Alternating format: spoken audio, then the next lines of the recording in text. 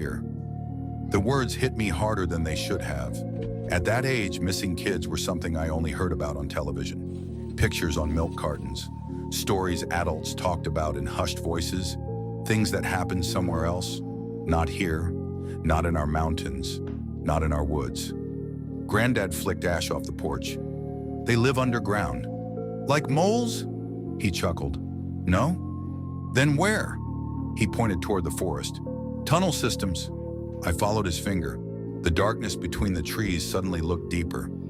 Natural caves, old mine shafts, places people ain't supposed to go. I swallowed. What do they look like? Granddad was quiet for a moment. I've only seen one good enough to tell. That got my attention. You saw one? His face tightened. Not with excitement, with regret. Wish I hadn't. The way he said it scared me. Children can tell when adults are pretending.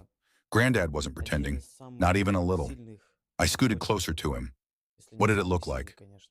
He stared into the darkness, like a person from far away. I waited, but not up close. The wind stirred through the trees. I suddenly wished it hadn't. Granddad continued. Too tall. How tall? Tall enough. Like 7 feet. He shook his head. Taller? A knot formed in my stomach. The arms were wrong too. What do you mean? They hung too low.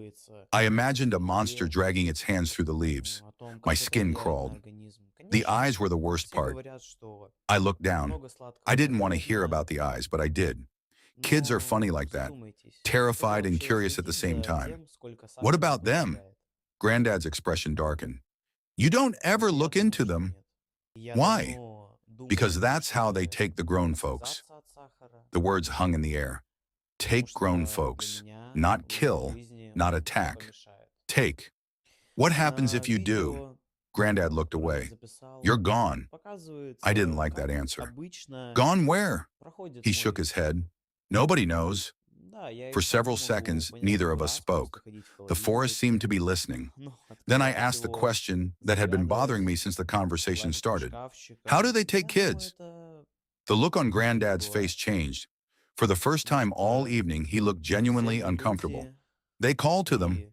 I frowned. What do you mean? They use voices. I laughed nervously.